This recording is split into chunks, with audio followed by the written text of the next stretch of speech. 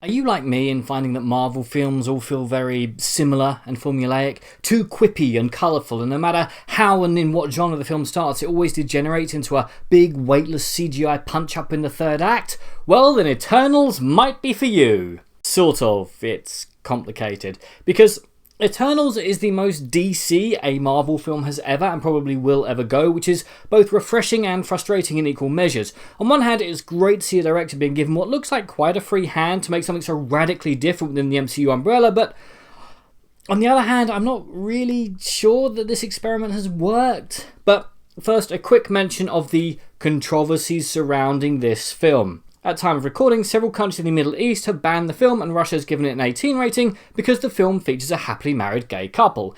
Oh, won't somebody please think of the children? Which, in the year of our Ana de Armas 2021, should be about as remarkable and noteworthy as a film featuring James Corden being borderline, if not completely unwatchable. That it isn't, I find terribly sad, and hope that more films will show LGBTQ plus people, and that one day it becomes as remarkable as, well, James Corden film being borderline if not completely unwatchable.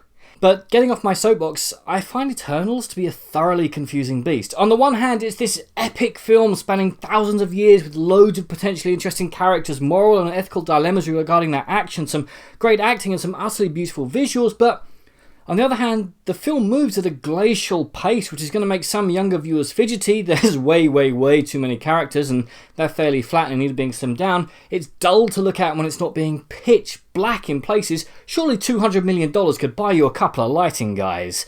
I mean, it's not like the plot is terribly involving, for all its grandeur and attempts at scale. It's pretty much the same plot as the Blues Brothers were dealing with back in 1980. There was a team, it fractured, and now you have to put the band back together within a strict time limit in order to stop the bad thing from happening. That's it.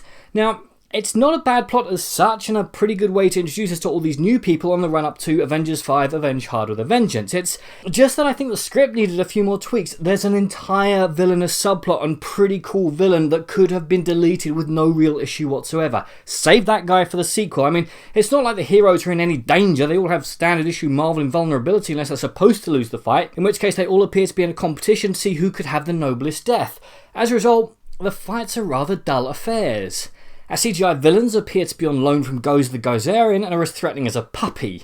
Also, if you don't spot the, I guess, big twist, I'm going to guess you don't see that many films. Yeah, that's not to say I didn't care about our heroes, because I did.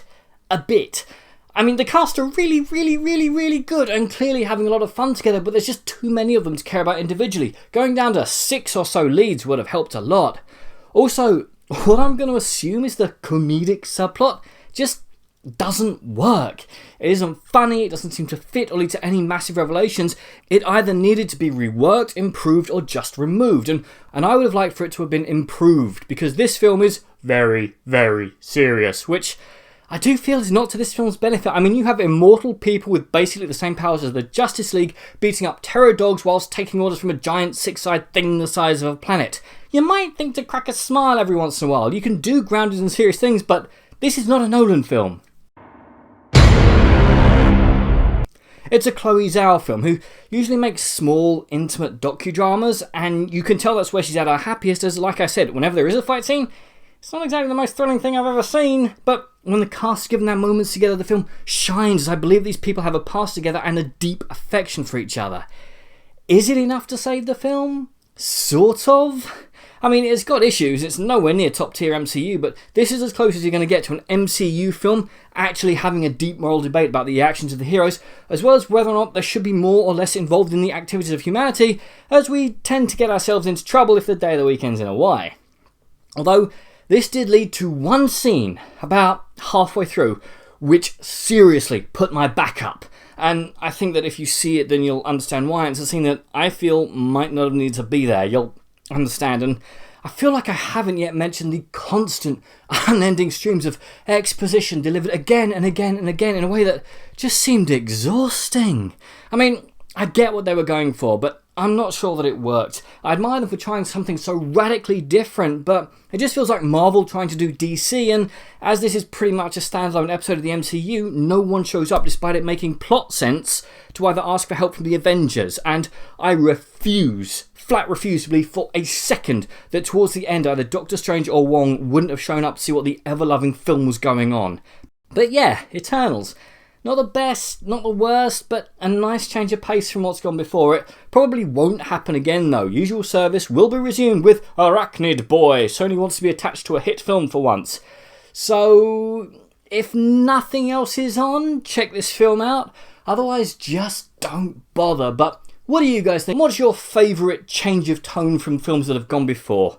Comment below, let me know. I'm Daniel, it's been a Donkey. If you enjoyed this video, please like, share and subscribe.